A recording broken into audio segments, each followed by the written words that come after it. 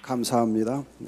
여러분들에게 나눠드린 거가 처음에 등록하실 때는 책으로 된 것을 받으셨을 거고, 강의 시간 전에 오실 때는 강의안을 받으셨을 겁니다. 그래서 여러분들께서 집에서 이제 그 교재는 읽어보시기 바라고, 강의안은 오늘 이제 잠깐 여러분들께 소개를 해드리겠고, 또 이제 그 여러분들이 목회하시면서 도움이 되시라고 책 3권을 이제 또 소개를 해드리겠습니다.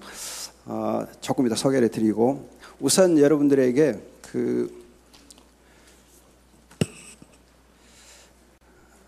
우리 개신대학원대학교의 교육 철학이랄까요? 교육 지침이 살리는 신학, 살아있는 목회입니다. 우리 신학교를 하나님께서 세워주셨을 때에 우리 이사장님과 또 우리 당시 총장이셨던, 초대 총장이셨던 우리 손석태 총장님께서 우리 학교를 하나님이 왜 세우셨을까? 왜 이렇게 어려운 때 인가를 주셨을까? 깊이 생각하면서 우리 신학대학원대학교는 정말 살리는 신학을 해야 되겠다. 또 살아있는 목회를 해야 되겠다. 그런 이제 하나님께서 비전을 주시고 소원을 주셨는데, 이러한 이제 신학을 하게 된 것이 정말 하나님의 은혜고, 또 이 시대가 정말 요구하는 그런 사명이라고 생각되어 줍니다. 제가 이제 우리 손 총장님이 금년에 이제 은퇴를 하셨고, 저도 이제 내년에 은퇴하게 되는데, 하나님께서 은퇴하기 전에 특별히 살리는 신학을 정말 제대로 한번 해보도록 기회를 주셨다 생각해서 개인적으로 정말 감사를 드립니다. 그리고 이제 여러분들이 지금 제가 한기총의 신학위원회 부위원장인데, 제가 부위원장이 있으면서 이제 주기도문을 새로 번역하는 일과 사도신경을 새로 번역하는 일을 수년 전에 했습니다. 그래서 여러분들이 보면은 지금 새로 번역된 주기도문 사도신경이 있습니다. 한기총에서 만드는 건데, 우리 교단에서는 이미 한 6년 전인가 그것을 우리 교단에 쓰기로 이렇게 총회적으로 이렇게 보고를 받은 일이 있습니다. 그래서 앞으로 여러분들 관심 가지시고 주기도문과 사도신경의 새 번역을 사용해 주시면 감사하겠고요. 또 우리 총회에서 우리 바른 성경을 강단용으로 사용하기로 되어 있습니다. 그래서 여러분들이 또 바른 성경에 대해서 관심을 가지시면 좋겠는데, 바른 성경은 특별히 손 총장님과 이학재 우리 교수님께서 특별히 이렇게 힘을 기울여서 번역한 좋은 이제 정말 잘된 책입니다. 여러분들이 아시는 대로 우리가 전에 사용하고 있던 개역 성경은 오역이 많습니다. 우리는 오역이 없는 줄 알고 사용하고 있는데 사실 오역이 굉장히 많아요.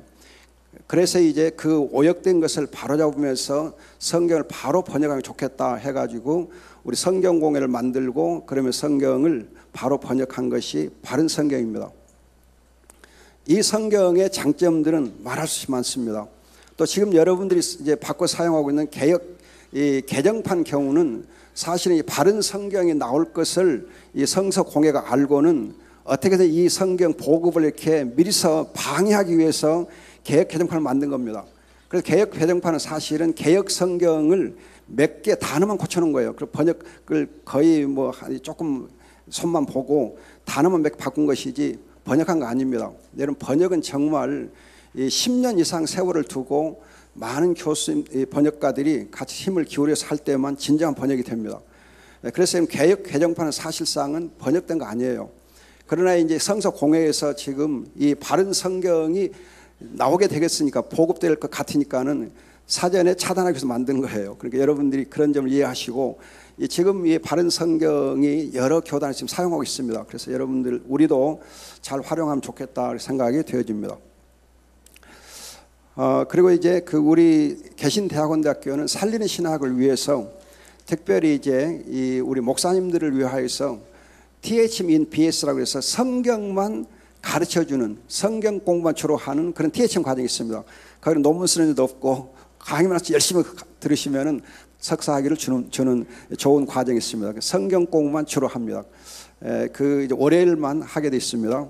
또 DMN 목회학 박사 과정도 우리가 여름 겨울에 이렇게 2주간씩 집중적으로 하면은 목회학 박사 학위를 우리가 주고 있습니다.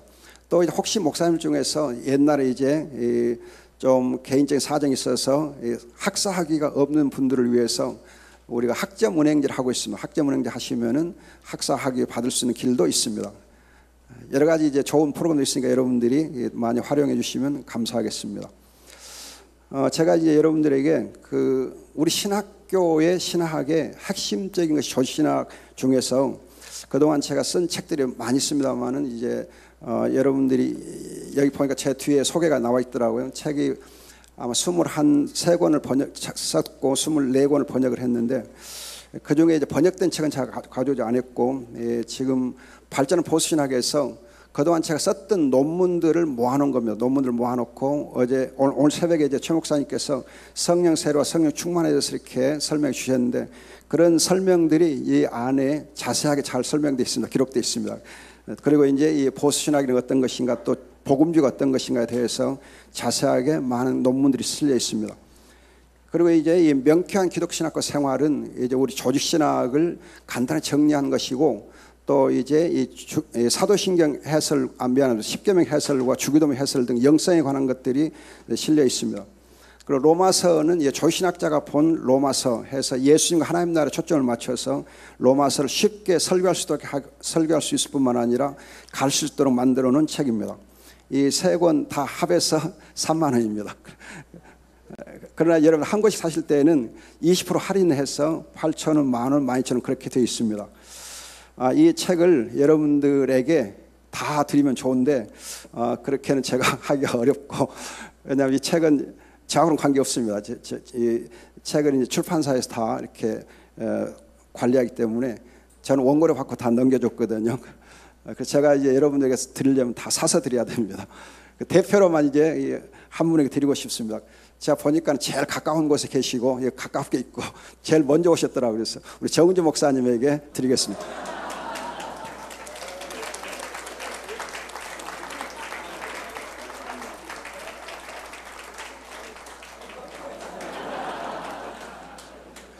목사님도 그러시잖아요. 항상 은혜 받으려면 제일 앞에 먼저 와서 있어라.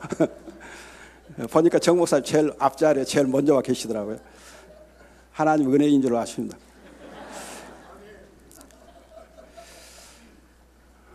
흔히 여러분들이 이제 신학 그러면은 학문의 여왕 그렇게 하면서 굉장히 신학 어렵게 생각합니다.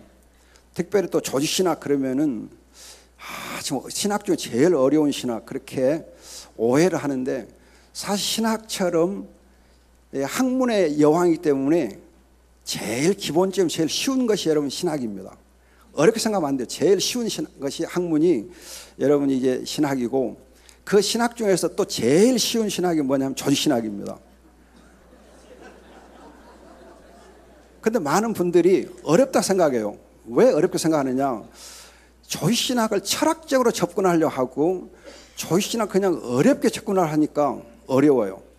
그러나 조직신학을 여러분 쉽게 접근하면 아주 쉽습니다. 어떻게 접근하느냐? 예수님이 그리스도이심을 알고 접근하면 쉽습니다. 다른 게 없어요. 여러분 신학의 핵심은 다른 게 아니에요. 예수님이 그리스도인 것을 성경대로만 잘 연구하고 그걸 설명하면 되는 거거든요. 그런데 이제 많은 조신학자들이 그냥 세상적인 이론들, 철학 이론들 그런 걸 막 끌어들여가지고 어렵게 만들어요. 어렵게 만드니까 어려운 것이지 사실 쉬워요. 그래서 여러분들이 제가 쓴 책들을 보시면은 쉬워요. 굉장히 쉽습니다. 그래서 교회에서 다 가르칠 수 있게 쉽게 돼 있어요. 왜냐하면 제 책에는 신학적 이름이 거의 없습니다. 칼빈이나 한두 사람 이름 나와 있지 제 책에는 신학적 이름이 하나도 없어요. 또 신학적 이론도 없어요. 오직 성경만 제가 소개하고 있을 뿐이지 성경 풀어서 가르쳐주고 있지 일체 신학자 이름 없습니다. 신학적 이론도 없어요. 그러니까 어떤 이제 우리 신학생들이 생각하기를 아니 왜 조신학에서 이론도 없고 신학적인 어떤 유명한 사람들 소개도 없고 꼭 성경신학 비슷하게 성경만 가지고 얘기하느냐 또 가르치고 있느냐 오해를 해요. 그러면 성경신학과 조신학의 차이는 다른 게 없습니다. 성경신학은 성경을 낫권을 가지고 낫권별로 연구하면 성경신학이고 성경 66권을 한 권으로 보고 전권을 하나로 묶어서 성경을 보면은 그건 조신학이에요. 다른 게 없어요. 둘 다 여러분 성경을 가지고 공부합니다. 연구합니다. 그런데 조신하는 사람들이 그동안에 그냥 너무 뭐 이 신학자들 이름 또 무슨 철학적 이론 그런 걸 끌어들여가 성경이 오히려 가려지게 만들어요. 성경이 가려지게. 성경 뒷전은 물러나고 사람들 이름만 이론만 이렇게 앞세우다 보니까 괜히 어려워진 겁니다. 괜히 어려워진 거예요. 그러나 여러분 조신학은 사실은 예수님이 그리스도인 것을 잘 성경대로 소개하면 되기 때문에 사실은 조신학에서 예수님이 그리스도인 것을 제대로 발견할 수 있기 때문에 조신학은 굉장히 쉬운 학문입니다. 그래서 여러분들 거듭 말씀드려요. 제 책을 보시면은 정말 쉬워요. 누구나 읽을 수 있어요. 사모님들 읽으면 은혜 많이 받아요. 그래서 목사님들께 사모님 꼭 사서 드리십시오. 제가 농담하는 거 아니에요. 정말 사모님들이 읽고 은혜 받아요. 그러니까 제가 쓴 책을 목사님 사주고 가요. 그래가지고는 사모님 옆에서 보고는 나도 읽을 수 있네 하고 사모님도 먼저 읽는데요. 그런 제가 보고를 많이 받았어요. 사모님들께서 다 읽으시고 은혜 받으시기 바랍니다. 어제 이제 우리 유광수 목사님께서 시급한 상황에서 말씀을 드렸는데 저는 위급한 상황이라 그렇게 한 단계 더 높여서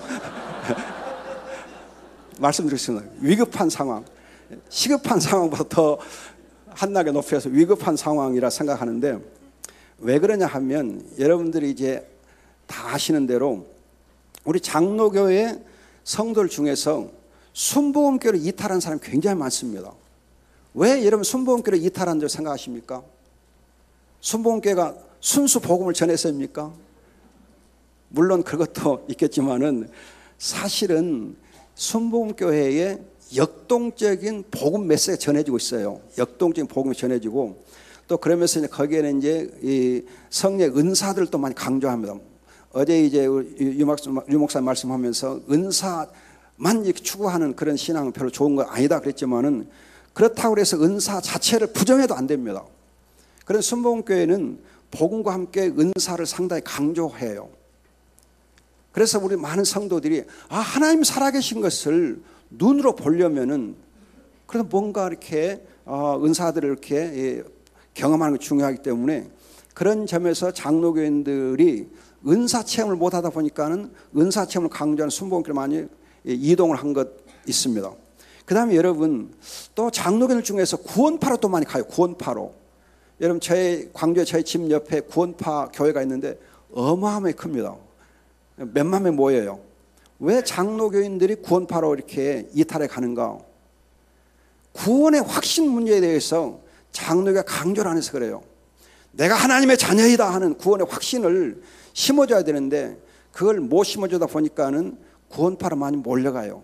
이동을 해요. 그리고 이제 우리 장로교에서는 어떤 이제 또 잘못을 범하냐면 구원의 확신 문제를 강조하면은 야, 너 구원파 아니야? 이단을 몰아버려요. 구원의 확신을 강조하면은 너 뭐 잘못된 거 아니야? 그렇게 오해를 해요. 여러분 그러나 칼빈의 기독교 강의를 보면은 믿음의 본질 중에 구원의 확신이 있어요. 참 믿음은 구원의 확신을 갖게 돼 있어요. 구원의 확신이 없는 그런 이제 믿음은 사실 참 믿음이 아니다 그렇게 강조해요. 그런데 칼빈의 기독교 강의는 그렇게 막 가르쳐 주었는데도 불구하고 장로교회는 이상하게 우리가 다 성령을 거듭나면 다 이렇게 구원 받는 거고 예수 안에 있으면 그냥 자동적으로 다 구원 받는 거지 꼭 구원의 확신을 가져야 되냐? 그럴 필요가 뭐가 있냐? 하나님도 알아서 하시는데 구원의 확신 문제에 대해서 강조를 안 해요. 구원의 확신이 없어도 구원은 자동적으로 그런 부분에서 약점을 갖다 보니까는 구원파로 많이 휩쓸려 가는 경향이 있습니다. 여러분 요즘에 보면은 신천지가 또 그냥 막 휩쓸어 가요. 그래서 많은 장로교인들 중에 신천지로 이탈돼 가는 경우가 많습니다. 목사님, 사모님들도 여러분 신천지로 휩쓸려 가는 분이 있어요. 또 목사님의 자녀들, 며느리들도 이렇게 신천지로 끌려가는 게 있습니다. 왜 그렇습니까? 예수가 그리스도이심을 확실하게 가르치지 않기 때문에 신천지로 말려 들어가는 거예요. 여러분 만일에 예수님이 그리스도를 확신한다면은 아니 신천지 거기 교주가 지금 메시아라고 그러는데 그런데 말려갈 이유가 없잖아요. 말려들 이유가 없어요. 우리가 예수와 그리스도를 확실하게 우리가 잘 가르치면 준다고 하면은 그런 이단들에게 말려들 이유가 없습니다. 근데 지금 이렇게 말려들어가고 또 여러분 로마 카톨릭계로 얼마나 많은 교인들이 더 이탈돼 가는지 모릅니다. 왜 그렇습니까? 여러분 지난 10여 년 동안에 우리 장로 교회와 개신교는 성장이 없어요. 전체로 보면. 그런데 로마 카톨릭은 거의 3배 정도 부흥했습니다. 3배 정도. 2배 반 부흥했어요. 그럼 로마 카톨릭이 거기 순수하게 복음을 뭐 잘 전해서입니까? 아니면 거기 교리가 좋아서 신학이 좋아서입니까? 거기 우상숭배 많이 하는 데잖아요.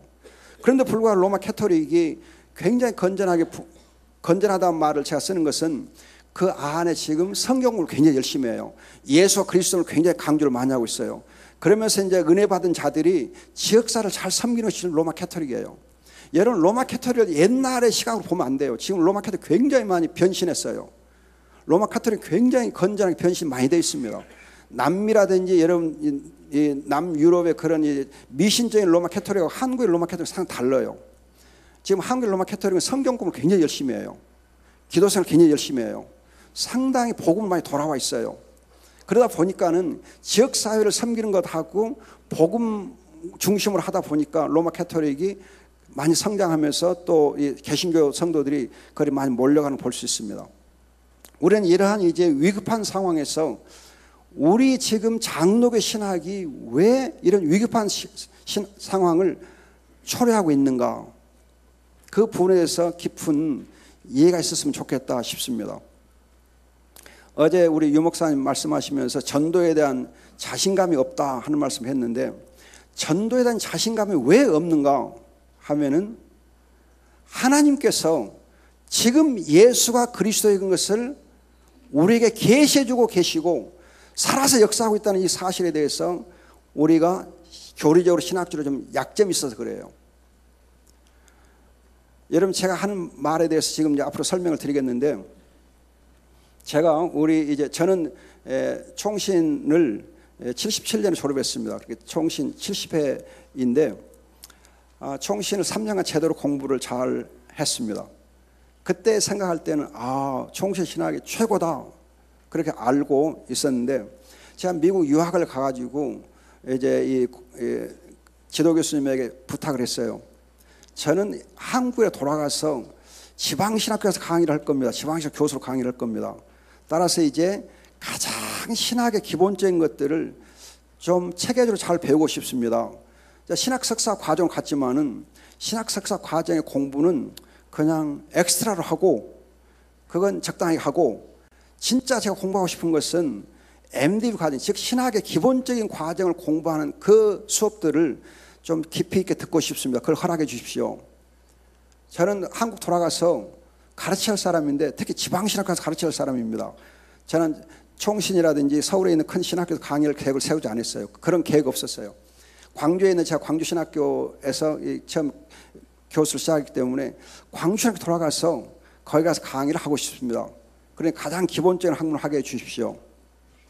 그래서 제가 이제 2년 동안에 그 카브렌 신학교에서 이 기본적인 코스들을 깊이 있게 공부를 하게 됐습니다. 그런 과정에서 우리 총신이 특히 박영경 박사 신학이 상당히 약점이 많구나. 그것을 깨닫게 시작했어요. 그리고 나서 이제 제가 또 이제 논문을 쓸 때에 그때 80년대 초에 남미 해방 신학이 이제 굉장히 이렇게 이 각광을 받기 시작하고 그것과 함께 한국의 민중 신학이 이제 또 이렇게 이 바람을 타기 시작했을 때입니다. 그래서 남미 해방 신학과 한국의 민중 신학을 비판하는 논문들을 쓰기 시작했습니다. 또 그래서 제 박사학위 논문 민중 신학에 대한 비판이거든요. 그러나 이제 남미 해방 신학과 한국의 민중 신학을 이렇게 논문을 쓰면서 왜 남미 해방 신학이 생겨났는가? 왜 한국의 민중 신학이 태동하게 됐는가? 그런 이제 신학적인 배경들을 생각하게 됐습니다. 여러분들 1973년에 방콕에서 WCC 대회가 열리면서 그때 남미 해방 신학이 세계적인 신학으로 이제 이 각광을 받습니다. 그러면서 한국의 민중 신학이 태동하기 시작하는데 그 남미 해방 신학이 이제 WCC의 중심 신학이 될 때에 거기에 대한 자기 반성으로 이제 로잔에서 복음주의 신학자들이 로잔 이제 대회를 열고 로잔 언약을 발표합니다. 그 1974년이에요. 이 로잔 언약을 통해서 복음주의 신학이 뭘 반성해야 되는가? 그걸 깊이 고민하게 됐습니다. 그래서 그 이후로 이제 이 캠브리지 이제 이 선언이라든지 또는 시카고 선언 같은 게 나오면서 복음주의 자기 반성이 막 이루어지기 시작해요. 자기 반성이. 한국도 자기 반성을 해야 되는데 여러분 이 로잔 언약에 근거한 이 복음주의 신학이 한국에서는 신복음주의로 이렇게 매도됩니다. 그래서 그 이제 로잔 언약의 그런 것들이 제대로 한국에서는 반영이 안 돼요. 이 보수교회 반영이 안 돼요. 그러다가 이제 3년 전에 이종윤 목사님이 서울교회 이종윤 목사님께서 한기총 신학위원장이신데 그분이 한기총에 보니까는 신앙 고백이 없다. 여러분 NCC는 신앙 고백이 있습니다. 그런데 한기총 신앙 고백이 없는 걸 보시고는 자기가 신학위원장일 때에 한기총의 신앙 고백서를 만들는 게 좋겠다. 그렇게 이제 말씀하시면서 제가 이제 신학위원회 부위원장이기 때문에 저하고 좀 잘 통하더라고요. 그분이 저한테 나 교수 이거 한번 같이 만들어 보자. 그렇게 제가 이제 그 기조 논문을 발표하고 또 이제 한두 사람이 더 보충하고 하면서 우리 이정국 목사님과 함께 3년 전에 이 로잔 언약의 근거에서 이 한기총의 신앙 고백서를 만든 일이 있습니다. 그래서 지금 그 정리가 되어 있거든요. 그런데 이제 이 한기총에서 이 신앙 고백서를 만들면서 로잔 언약에 근거했다고 하는 것은 이 한기총의 신학이 어떻게 하면 복음주의 정말 이 남미 해방 신학이나 한국의 민중 신학을 대한 하나의 대안으로서 정말 복음주의 신앙 고백을 할 것인가 고민해서 만들어 놓은 것이 이제 한기총의 그런 신앙 고백입니다. 그런데 이러한 이제 신앙 고백을 잘 만들고 또 하는 과정에서 우리 복음주의 신학 특히 우리 보수적인 복음주의 신학의 문제점이 상당히 심각하다 하는 것을 깊이 깨닫게 됐습니다. 그리고 우리가 이제 살리는 신학을 하면서 어떻게 하면 살리는 신학을 할 것인가 오늘 이제 여러분 성경 계시관과 관련해서 말씀을 이제 간단하게 드리고 싶습니다. 시간이 이제 30분밖에 안 남았기 때문에 짧게 하겠습니다. 여러분들이 강의안을 보시되 설명을 잘 들으시면 좋겠습니다. 계시의 정의, 계시의 정의. 여러분 계시라고 하는 말은 어제 우리 유광성을 잘 말씀해 주셨는데 알다는 말과 연결을 지죠. 알다. 계시는 아는 것과 관계되어 있습니다. 그런데 알 때 여러분 일방적으로만 아는 것입니까? 아니면 피차 아는 것입니까? 피차 아는 거. 피차 아는 거요. 그래서 여러분 지금 복음주의 신학자들 중에서 신론을 쓴 이제 패커라든지 그런 분들의 그 책을 보면은 신학의 출발점은 내가 하나님께 아심바 된 것을 아는 것이다 그래요. 내가 하나님께 아심바 된 것을 아는 것이 바로 신학의 출발점이에요. 하나님이 나를 알고 계신다고 하는 것을 내가 아는 거. 그것이 신학의 출발점. 그렇다면 여러분 계시는 우리가 흔히 생각하기를 하나님이 자기를 알려주시는 그런 행위로만 우리가 계시를 이해하려고 그래요. 하나님이 자기를 알려주는 행위. 그리고 그 알려주는 행위로 말미암아 우리가 얻어지는 하나님 아는 지식입니다. 여기서 보면 하나님께서 자기를 알려주시는 것뿐만 아니라 내가 하나님을 알게 되는 것이 바로 계시입니다. 알게 되는 것에 포함되어야 돼요. 하나님이 자기를 알려주시고 내가 하나님을 알게 되는 것까지가 계시예요. 하나님이 자기를 알려주시는 것만 계시가 아니에요. 알려주시고 내가 하나님이 알려주신 것을 내가 알게 되는 것까지가 계시에 포함되어야 됩니다. 그 점을 여러분 주의해야 돼요. 그런데 지금까지 우리 보면은 하나님이 자기를 알려주시는 것까지만 강조하고 하나님이 알려주시는 것을 내가 알게 되는 것은 계시라고 생각을 안 했어요.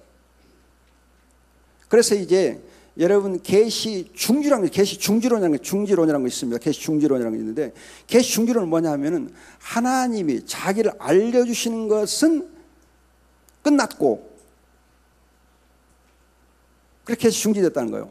무슨 말이냐면 여러분 하나님께서 자기를 알려주는 행위 중에 보면 방식에 보면 이 신현이라고 해서 하나님이 자기를 나타내시는 것, 신현이라고 그래요. 하나님이 자기를 나타내시는 것, 천사나 또는 성자로 나타내시는 것, 또 예언, 또 하나님께서 예언의 말씀 통해 자기를 나타내시는 것, 또 이적, 하나님께서 자기의 계시가 정말 하나님의 계신 것을 확증하기 위해서 이적을 행하시는 것, 이런 세 가지 방식을 특별히 방식이라고 그래요.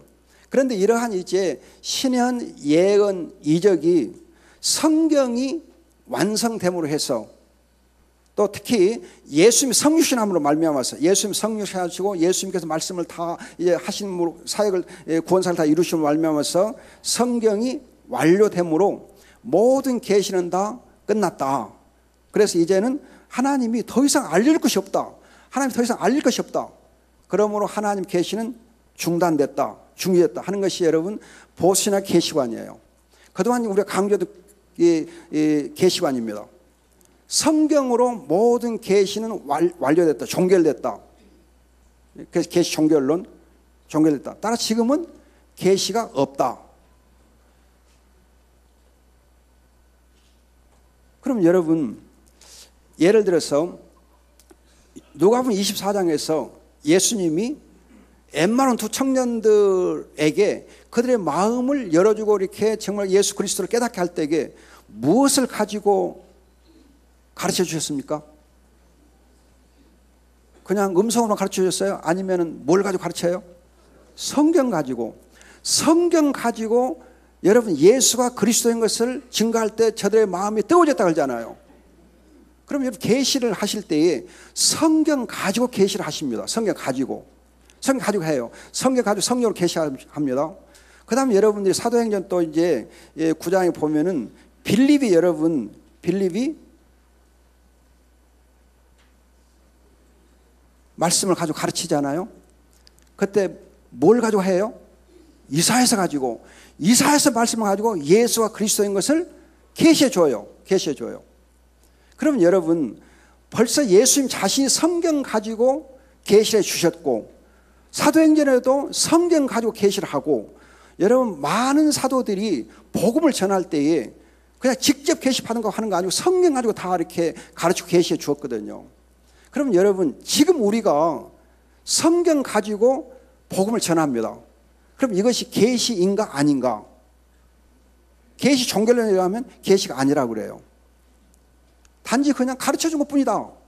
그렇게 가르치는 것뿐이다. 그래서 그들이 깨닫게 해주는 것, 조명이라는 단어를 쓰면 조명해 주는 것뿐이다. 그냥 밝혀주는 것뿐이지 아니다. 여러분 우리가 성경은 하나님의 말씀이고 신적 권위가 있습니다.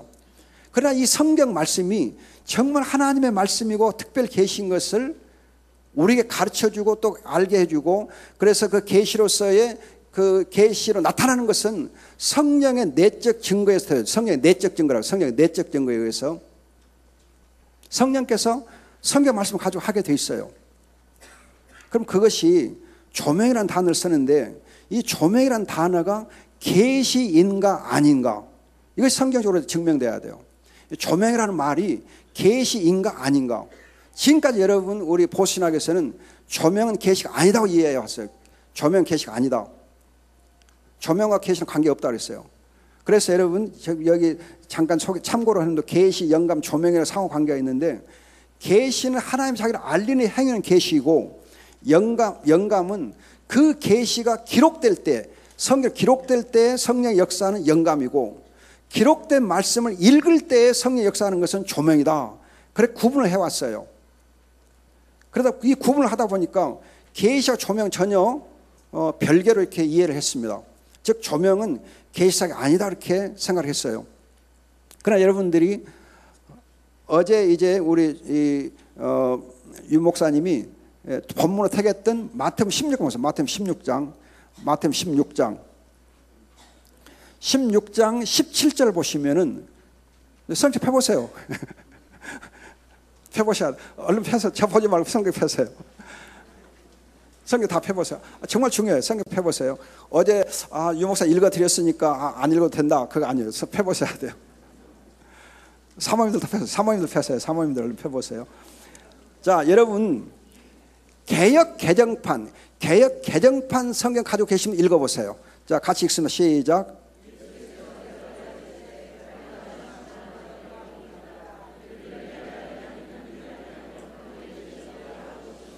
자, 거기 여러분 내게 알게 하시는 분은 그렇게 돼 있죠? 맞아요? 틀려요? 알게 하시는. 자, 그러면 바른 성경 가지고 계신 분, 이 바른 성경 가지고 계신 분 읽어보세요. 바른 성경 가지고 계신 바른 성경을 읽습니다. 시작. 예, 지금 몇 분 안 들어. 제가 크게 읽어드릴게요. 예수께서 그에게 대답해 말씀하셨다. 바요나 시몬아, 네가 복이 있다. 이를 내게 계시하신 분은 사람이 아니라 하늘에 계신 내 아버지시다. 자, 바른 성경은 뭐라고 번역되느냐? 계시하신 분은 하나님 아버지시다. 그래서 계시하신 분은. 그럼 여러분, 개역 개정판에 알게 한다는 말과 바른 성경에 계시하다는 말이 같은 뜻이겠습니까? 틀린 뜻이겠습니까? 같은 거죠. 같은 거. 번역만 좀 우리 말만 좀 바꾼 것뿐이고. 그러면 여러분, 계시한다는 말과 알게 한다는 말이 같은 뜻이에요. 같은 뜻이에요. 자, 이걸 여러분 보시고 그 앞에 마태복음 11장 보세요. 마태복음 11장 27절 아주 중요합니다. 마태복음 11장 27절 보시면, 이건 제가 읽어드리겠습니다. 바른 성경 읽습니다. 마태복음 11장 27절 굉장히 중요한 구절입니다. 내 아버지께서 모든 것을 내게 맡겨 주셨으니 아버지 외에는 아무도 아들을 알지 못하며 아들과 그 아들의 계시를 받는 자 외에는 아무도 아버지를 알지 못합니다. 자, 여러분 여기 보면 계시란 말과 안다는 말이 같은 뜻입니까? 틀린 뜻입니까? 같죠. 같아요. 계시해서 알게 해요. 자, 그러면 여러분들이 이 말씀을 또 이렇게 배경으로 하고 에베소 1장 제 발음이 좀 안 좋은가 모르겠어요. 에베소서가 아니고 에베소. 예. 성경이 참 쉬워요. 쉽고 재밌고. 자, 에베소서 1장 여러분들이 17절을 먼저 봅니다. 17절 보면은 우리 주 예수 그리스도의 하나님 영광의 아버지께서 지혜와 계시의 영을 너에게 주시어 계시의 영을 주시어. 전에 성경 여러분 계시 혹시 정신으로 되어 있나요? 뭐라고 되어 있어요? 정신? 영? 정신. 예, 이제는 좀 바꿔놨네요. 그 전에 여러분 개역 성경에서는 계시의 정신을 주어서 그렇게 되어 있어요. 지금은 계시의 영으로 이제 바꿔놨는데 잘 바꿔놨네요. 우리 바른 성경 지혜와 계시의 영을 너에게 주셔서 하나님 알게 하시고 너희의 마음의 눈을 밝혀서 그랬어요. 여기 알게 하신다는 말이 여러분 계시의 영이 알게 하신다고 했으니까 무슨 뜻입니까? 계시하는 거죠. 계시. 그런데 그 다음 18절 보면은 마음의 눈을 밝혀서 그래요. 밝힌단 말은 신학적인 용어로 쓰면 조명한다. 조명한다.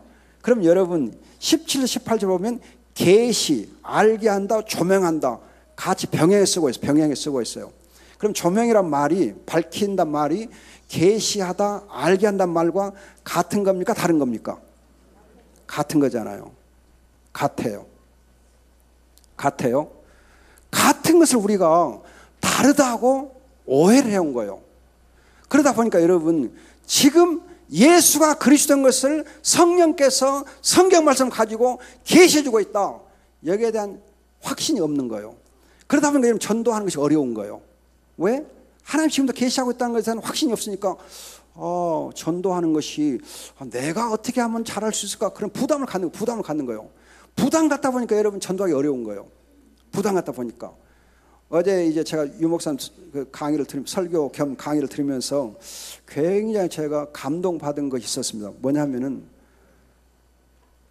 저는 이제 이 전도총회가 그냥 사탄 결박권을 막 강조하고 쭉 해서 그 전에 제가 생각할 때는 이 양반들이 지금 뭔 결박한다고 그렇게 강조하는지 하고 제가 조금 오해를 했어요. 가서 그냥 때려잡고 막 결박하려고 애를 쓰는가 오해를 했는데 어제 강의를 들어보니까는 그런 뜻보다는 복음이 선포되면 복음에서 예수 그리스도의 복음이 선포되면 마귀가 어떻게 돼요? 도망간다. 마귀가 물론 도망간다. 도망간다 하는 말을 좀 세게 하면 결박한다는 뜻이고 도망간다고 피한다 하는 말이 조금 더 쉽게 보면은 그것들이 패배당했다, 무력화됐다 그렇게 우리가 볼 수가 있는 것입니다. 여러분 정 복음이만 선포되면 악한 영들이 물러가는 역사가 이루어져요. 그런데 여러분 어제 제가 이제 그 유목선 설교를 들으면서 이 양반 보면은 자기가 뭐 은사 체험 있는 것도 아니고 또 그렇다고 해서 그냥 뭐 마귀를 그냥 결박하려고 막 새끼를 꼰 것도 아니고 밧줄을 동원한 것도 아니고 그저 예수님이 그리스도이시다 복음만 선포하면은 알아서 마귀가 도망갔다. 그러니까. 그렇기 때문에 뭐 이렇게 여러분 죄송합니다만 김기동 그 성락교회 쪽 보면 거기는 막 로프를 막 준비하고 막 해가지고 때려잡으려고 애를 쓰거든요. 거기 이제 그 축사 사역은요 막 그래서 어떤 때는 막 두들겨 패요. 그 악령들에서 막 두들겨 팹니다. 두들겨 패가지고 나가 하고 막 하거든요. 근데 여기는 두들겨 패는 것도 없고 묶는 것도 없고 그저 복음만 전하면은 알아서 마귀가 도망가는 역사 이루어지잖아요. 저도 축사 사역에 은사가 없어요. 뭐 귀신 쫓아내는 일 없어요. 그런데 제가 정말 목사이니까 즉 하나님의 종이니까 악령 들린 사람들이 알아서 키더라고요. 알아서 키, 제 앞에서 알아서 키고 알아서 도망가요. 제가 그냥 이놈아 물러가거라 그런 거 없어요. 그래도 제 앞에 와서는 이거 목사님 잘못했습니다 하고 그냥 무릎 꿇고 기고는 긁고 도망가 버려요. 그런 역사를 제가 몇 번 체험했거든요. 또 이제 혹시라도 이제 이 악한 영의 역사가 있을 때 예수의 이름으로 이렇게 물러가라 하면 또 이렇게 마음에 평안이 오고 또 승리하는 역사들을 이제 경험을 해본 일이 있는데 아무튼 여러분 복음이 선포되는 곳에 예수 그리스도가 나타나시고 계시되기 때문에 거기에 많은 역사들이 이루어진다는 겁니다. 그런데 계시 종교론에 의하면은 지금 계시가 없다. 오직 성경만 있다. 성경만 있다. 이것을 어떻게 성경을 잘 풀어서 가르칠 것인가? 이 성경 어떻게 하면 권세 있게 만들 것인가? 그걸 너무 우리 신경 쓰다 보니까는 난 자신이 없어. 난 자신이 없어. 전도하기 힘들어. 그런 이제 약점들이 생겨난 것 아닌가 싶어요. 여러분, 우리 웨스민 신앙 고백서를 보면 신앙 고백서 보면은 1장 이제 이 5항에 보면은 제일 끝에 우리의 심령 속에서 말씀에 의하여 말씀을 가지고 증거하신 성령의 내적 사역에 의해서 성령 하나님의 말씀을 알게 된다 되어 있어요. 즉, 이 성령의 내적 증거에 의해서 이 성경이 하나님의 말씀을 알게 된다 그랬어요. 이 부분에 대해서 6항에 보면 그 다음 6항에 보면은 하나님의 성령의 내적 조명이 필요하다는 것을 우리는 인정한다 해가지고 내적 증거 사역을 성령의 내적 조명이란 말로 해석하고 있습니다.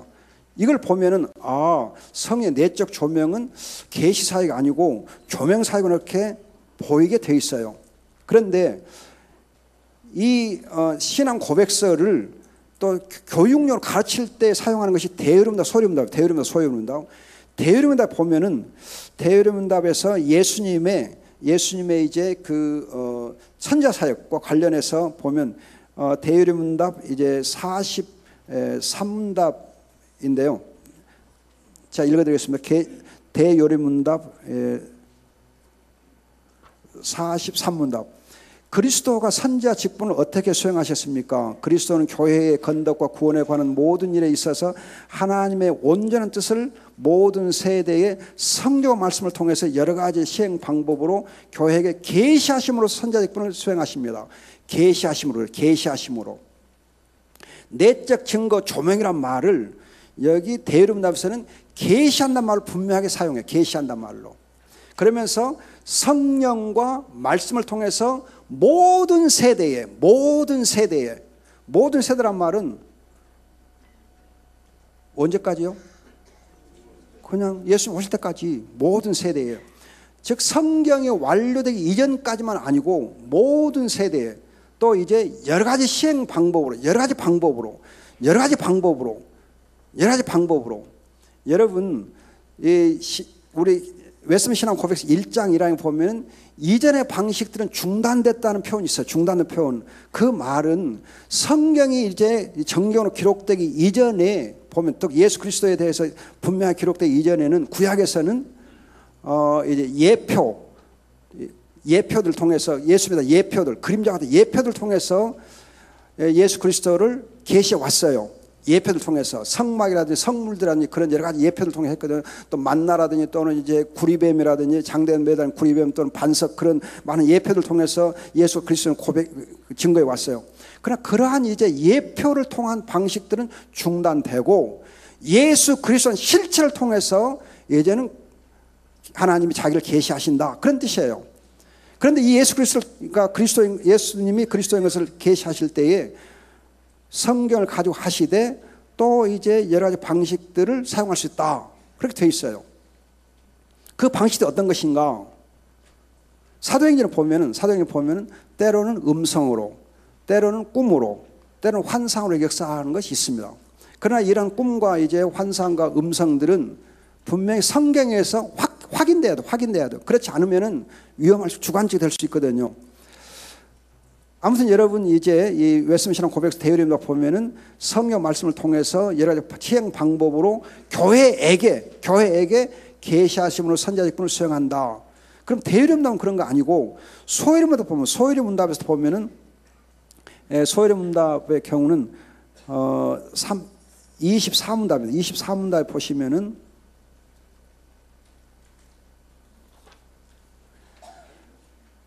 그리스도께서 선지자 직분을 어떻게 행하십니까? 입니다. 그리스도께서 선지자 직분을 행하시는 것은 우리를 구원하시는 하나님의 뜻을 말씀과 성령으로 말미암아 우리에게 계시하심으로 하십니다. 계시하십니다. 분명히 계시한다고 되어 있어요. 계시한다. 그러면 대의름이다 소위름답은 이렇게 하고 있는가?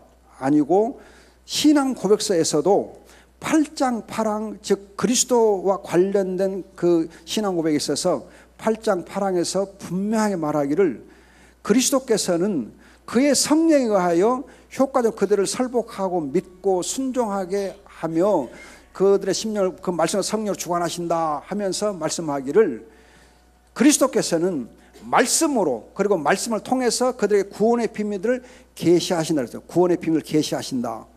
여러분 그리스도께서 부활 승천하신 그리스도께서 지금 우리를 위해서 대언하시고 대언하신 사역과 더불어서 계시 사역을 하고 있다는 계시 사역을 그리스도가 지금도 대언 사역과 함께 계시 사역을 하고 있다고 분명히 웨스민스터 고백서 가르쳐주고 있어요.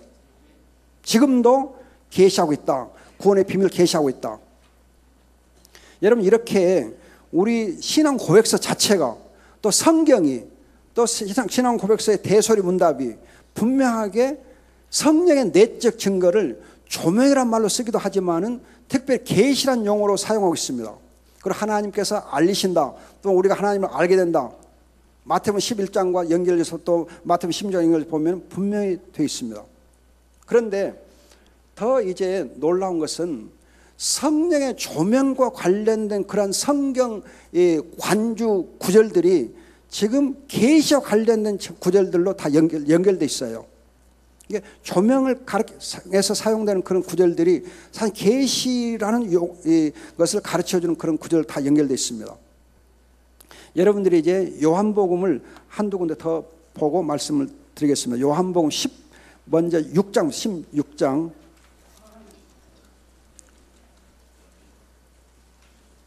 자 요한복음 16장 13절을 보시면 13절을 먼저 봅니다. 13절. 여러분들은 개역 개정을 많이 갖고 계시는데 제가 가지고 있는 바른 성경 가지고 말씀드리겠습니다. 바른 성경으로. 바른 성경이 진짜 바르거든요. 살리는 신학을 합니다. 그러나 그분 곧 진리의 영이 오시면 그분께서 너희를 모든 진리 가운데로 인도하실 것이니 이는 스스로 말씀하지 않으시고 오직 들은 것을 말씀하시며 앞으로 올 일을 너희에게 알려주실 것이기 때문이다. 자 여기 보시면은요 진리의 영이 알려주실 때 뭘 알려주시느냐 하면은 이미 이제 예수님이 말씀하신 것들뿐만 아니라 앞으로 올 일들까지도 너희에게 알려주실 것이다 그랬어요. 앞으로 올 일들까지 너희에게 알려줄 것이다. 그럼 여러분 앞으로 올 일들을 계시하려면은 계시가 종결됐으면 되겠어요 안 되겠어요?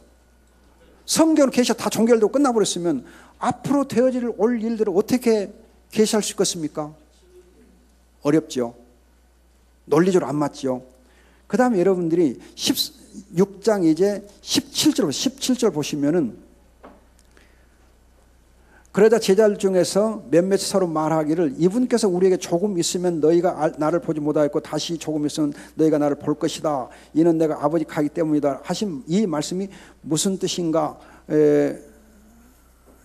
미안합니다. 지금 제가 마태복음 10장 17절을 읽는다 해놓고 요한복음을 됐는데 요한복음에서 미안합니다. 요한복음 14장에 26절 보시면은 그러나 보혜사 곧 아버지께서 내 이름으로 보내신 성령께서는 너희에게 모든 걸 가르치시고 내가 너희에게 말한 모든 걸 생각나게 하실 것이다. 자, 여기 보면 생각나게 한다는 말은 조명한다는 뜻처럼 보여요. 조명한 뜻처럼 보여요. 그러나 16장 이제 아까 읽었던 13절 말씀과 연결해 보면은 알려주신다. 계시하시는 말로 분명하게 연결되어 있습니다. 여러분 제가 지금 강의안은 좀 제쳐놓고 시간이 쫓겨서 말씀을 이렇게 대충 정리를 했는데 거듭 말씀드리지만은 웨스민스턴 고백서와 대소를 문답 또 우리 성경 자체가 이 계시와 조명을 병기 같은 의미로 많이 사용하고 있어요. 같은 의미로 사용하고 있어요. 전혀 별개로 많이 이야기하지 않습니다. 그런데 이제 계시 종교론자들에 의하면은 조명은 조명이고 계시는 계시다. 그래서 계시는 성경이 완성되고 끝났다. 그렇게 종교를 지어버려요. 종교를 안 지어야 되는 종교를 지어버려요. 그런 조명만 있다. 그러다 보니까는 어떻게 하면 조명을 잘 할 것인가? 이런 조명을 하려면 신경 많이 써야 되잖아요. 지금 돈 많이 들여야 되고 조명 잘 하려면 신경 많이 써야 돼요. 그러다 보니까 신경 쓰는 것이 힘들어. 그래서 전도하기 어려운 거예요. 예수와 그리스도를 증거하기 어려운 거예요. 왜? 성령께 성경 가지고 이미 다 우리 알려주실 뿐만 아니라 또 이렇게 계시하시고 계시의 역사를 이루시고 그래서 전도에 미련한 것으로 하나님 다 역사하시는데 그런 부분에서 우리가 자신감을 갖지 못하는 거예요. 왜? 우리가 힘써서 어떻게 하면 성경을 잘 열어줄 것인가 신경 쓰다 보니까 그래서 예수님께서 친히 지금도 성령과 성경 말씀을 통해서 계시하시고 다 역사하는데 그래서 예수 믿고 불신자 구원받게 하는데 예수 앞으로 나오게 만드는데 거기에서 우리가 오해를 지금까지 많이 해왔어요. 그래서 우리가 살리는 신학을 함에 있어서 이런 계시관을 성경적으로 또 웨스민스턴 고백대로 잘 가르쳐주면은 오히려 살리는 신학이 훨씬 더 효과가 되겠다. 그런 확신을 갖게 된 것입니다.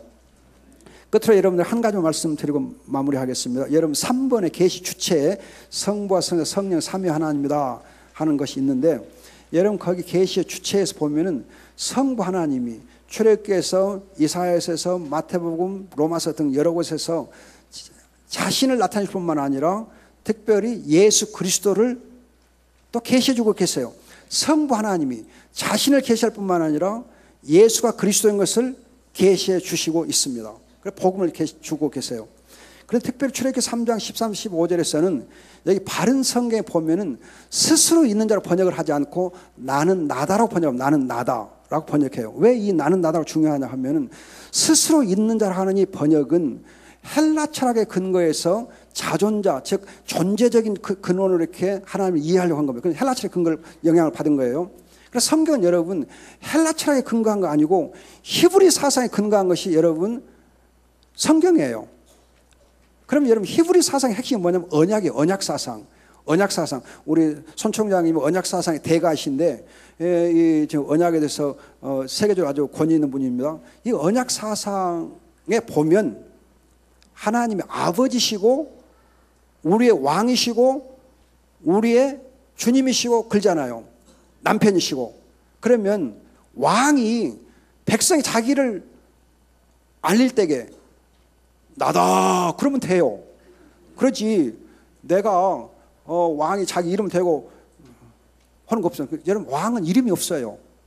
여러분 왕은 이름이 없어요. 만일 여러분 왕이 어렸을 때 사용하는 이름 있잖아요. 그걸 왕이 되었는데 누가 부르지 않아? 그럼 무슨 죄가 되는지 아십니까? 반역죄. 당장 모가지 날아가요. 여러분들이 혹시 선덕여왕을 보셨는가 모르고 드라마 선덕여왕 보면요. 그 누구죠? 그 선동에 된 덕만이 있잖아. 덕만이 애인 있잖아. 애인 비담인가 그거 있어요. 그 비담이 프로포즈 하기 위해서 이름을 부르려고 그래요. 그러니까 그 선덕 여왕이 너는 내 이름 부르면 안 돼. 왕 이름 부르면 안 돼. 왜? 왕 이름 부르면 반역이야. 이름 못 부르게 해요. 그래서 프로포즈 못하게 만들어버려요. 여러분, 왕은 이름이 없어요. 왕은 이름이 없어요. 백성들이 왕을 부를 때는 폐하. 그러지. 이름 못 불러요. 여러분도 남편이 자식들한테 또는 아내한테 자기를 알릴 때에 나요. 그러면 되지. 내가 우리 집사람한테 전화하면서 나 나영아 목사다. 그러고 그거 얼마나 말도 안 되잖아요. 또 아버지가 아들들한테 자기를 알릴 때에 아들한테 야, 나 나영아 목사다. 그리고 아버지가 그래요? 나다. 그러면 되지. 여러분, 나다라고 하는 이 호칭은 바로 하나님께서 왕으로서 아버지로서 남편을 사용할 수 있는 언약적인 호칭이에요. 성경적, 굉장히 성경적이에요. 언약적인 개념이 큰가요? 그래서 바른 성경이 최고라는 거예요. 여러분, 이 단어 하나만 고친 것도요, 엄청난 거. 여러분, 하나님에 대해서 바르게 번역했다는 사실 한 가지만으로도 이 책은 존재 가치가 있어요. 이 책에 가치가 있는 거예요. 엄청난 거예요, 여러분. 또 여러분, 이제 이 책에 또 신약에서 중요한 거가요, 예수님을 우리가 부를 때 독생자 이렇게 불렀어요. 그동안 독생자를 했어요. 근데 독생자를 생이란 말을 넣으면은 성부가 성자를 육신적으로 낳았다. 그래가지고 아버지가 크고 아들은 적다. 그런 이제 이 성자의 이 종속성을 좀 작다 하는 그런 오해를 불러일으킬 수 있는 번역입니다. 그런데 본래는 여러분 낳다는 말이 없어요. 그래서 유일하다, 독특하다 하는 그런 이제 이 단어 번역해요. 그래서 유일한 아들, 그렇게 번역하면 유일한 아들을 번역해요. 유일한 아들이란 말은 무슨 말이냐면 성부 하나님과 성자 하나님 간에 독특하고 유별난 아버지 아들의 관계가 있다. 그걸 말을 한 것이 유일한 아들이란 뜻이에요. 그래서 유일한 아들이란 말은 정말 예수님이 정말 참 하나님이시요 하나님 동등된 분이시로 아버지와 아들과 참 독특한 언약적 관계를 갖고 있다 하는 것이 유일한 아들이라는 그런 호칭이에요. 그렇게 번역을 그렇게 하는 겁니다. 그래서 생이란 말 없어요. 근데 그동안은 독생하고 생을 꼭 넣었거든요. 지금 여러분 영어 성경 번역 보면 생이란 말 없어요. 또 우리 성경도 그래서 바른 성경이 유일한 아들, 유일한 하나님 그렇게 번역합니다. 그래서 영어로 이제 only라는 뜻에는 unique라는 뜻이에요. unique, 독특하다는 뜻이죠. 독특하다. 언약적 독특해요. 그런데 이런 이제 성부 하나님의 계시 사역이 잘 소개되어 있을 뿐만 아니라 성자 하나님도 아버지를 계시할 뿐만 아니라 또 자기 계시를 또 주시고 또 성령도 계시영, 진리 영으로서 지금 계시를 계속 주고 계세요. 따라서 여러분, 그리스도의 성육신으로 계시가 종결됐는가, 아니면 예수님과 빌립이 성경을 가르쳐 깨닫게 하는 것을 계시로 볼 것인가. 그런데 계시 종결론에 의하면은 은사 중진으로 나가요. 은사 중진으로. 그래서 지금 예언 은사도 없고 방언 은사도 없고 또는 신유의 은사 또 축사 은사도 없다. 그런 쪽으로 나가버려요. 그래서 이제 계시 종결론의 약점이 더 거가 있어요. 끝으로 이제 여러분들이 거듭 말씀드리지만은 이 계시 사역, 성자와 성령의 계시 사역을 인정하는 말미암아서 성경 말씀 지금도 살았고 운동력이 있다. 항상 살아있는 말씀이다. 성경은 항상 살아있는 말씀이다. 항상 살아있는 계시이다. 따라서 내 입은 좀 말주변이 없어가지고, 저도 좀 말주변이 별로 없잖아요. 아까 우리 유병찬 목사님, 김병찬 아나운서처럼 그냥 병찬 이름만 가진 사람들은 그냥 말을 유창하게 잘하더라고요. 저는 말주변이 별로 없어요. 좀 더듬거리도 하고 그러는데, 사람의 말은 좀 별것이 아니어도 예수님께서 친히 계시하기 때문에 우리가 복음만 전하면 전도의 역사가 일어나게 돼 있어요. 근데 이 계시 종결론을 얘기해버리면 하나님의 말씀이 살았고 운동이 있다 그렇게 알고 있으면서도 실제로는 그걸 적용을 안 하거든요. 여러분 성경이 살아있고 항상 있는 말씀입니다. 그렇게 알면서도 전도할 때는 그렇게 사용 안 해요. 내가 어떻게 하면 이 성경이 하나님의 말씀이고 예수님이 그리스도인 그냥 막 그냥 어떻게 억지란 말은 그러고 하여튼 용을 써가면서 이렇게 가르치려 애를 쓰다 보니까는 힘들어요. 그래서 목사님만 전도하십시오. 그럼 목사님은 전도 잘하는 집사님 전도해. 그렇게 서로 핑계대고 서로 미루어요. 그러나 예수님께서 지금도 계시사를 하고 계시고 성령으로 성경 말씀 통해서 하나님의 말씀으로 이렇게 증거하고 있다 하는 것을 우리가 정말 신학적으로 교리적으로 잘 정립해서 이해하고 있으면은 전도가 훨씬 어렵겠습니까? 쉽겠습니까? 쉽지요. 아주 쉬워집니다. 하나님께서 살리는 신학을 이렇게 하실 줄로 믿습니다. 나머지 부분들은요, 여러분들 지금 이 책자에 보면은 우리 개신대학원대학교의 신학기 입장에 대해서 잘 정리를 해놓았고, 또 우리 다락방 전도운동의 신학이 왜 문제가 없는가, 왜 성경적으로 개혁주 신학과 완전히 일치하고 있는가 하는 것들을 정리를 잘 해놨습니다. 제가 이제 감춰진 얘기를 드린다면, 사실 제가 이 글을 만들 때에 다락방 전도운동 평가할 때에 만 3일 만에 해냈습니다. 만 3일 동안에 3일 동안 꽃박이 해가지고 이 거의 A4 용지로 한 30페이지 되거든요. 이걸 만들어 내는데 3일 동안 해냈어요. 그럼 여러분 생각할 때 어떻게 3일 동안 이걸 다 해내느냐? 석 달 걸려도 어려울 텐데 저도 깜짝 놀랐어요. 제가 무슨 천재입니까? 아니요, 저 벌써 밀어내고 다 뭐 빠지고 없잖아요. 정말 좀 밀어내요. 정말 밀어내는 사람인데 3일 동안 해냈어요. 어떻게 해냈겠어요? 성령님이 도우셔서.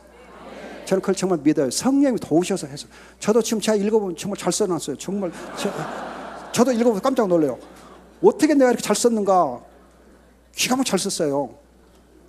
여러분 이거 읽고 감동 안 받는 사람은 그 성령 역사 안 하는지.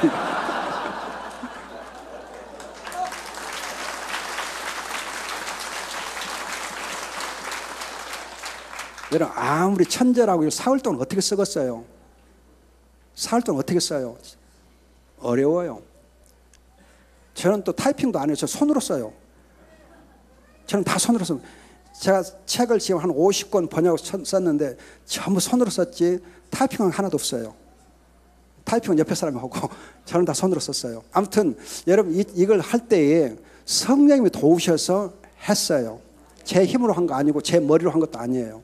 하나님 도우셨어요. 하나님 역사한 거거든요. 그래서 여러분들이 이 글을 읽으실 때에 사람이 썼다 생각하지 마시고 성령이 도우셔서 썼다. 그 점을 꼭 여러분들이 기억해 주시면 감사하겠습니다. 정경의 완성된 부분에 대해서는 이미 성경 자체가 하나님의 말씀으로서 자증을 합니다. 자명자증을 해요. 그런 것들을 교회가 나중에 이렇게 보면서 이게 성경이구나 하고 정리한 것 뿐이에요. 그렇지 교회가 무슨 성경이 성경 되게 한다 그런 거 없어요. 그래서 여러분들이 성경은 본래 성경입니다. 그것이 이제 시간이 흐르면서 어거스틴 무렵에 와서 완전히 이제 공식 발표된 것 뿐이지 그 전에 이미 성경으로 다 존재해요. 그렇게 아시고, 그 다음에 여러분 하나님의 말씀을 선포할 때에 설교 부분입니다. 설교할 때에 여러분들이 설교 자체는 부족할 수 있어요. 그러나 하나님은 그 부족한 것을 자기 하나님의 말씀으로 사용하십니다. 그걸 여러분 믿으셔야 돼요. 여러분 성경 자체가 완전한 성경입니다. 그런데 이 성경 가지고 해석하는 모든 신학들, 성경을 해석하는 신학들 있잖아요. 신학 중에 100% 완전한 신학은 하나도 없습니다. 칼빈의 신학도 불완전해요.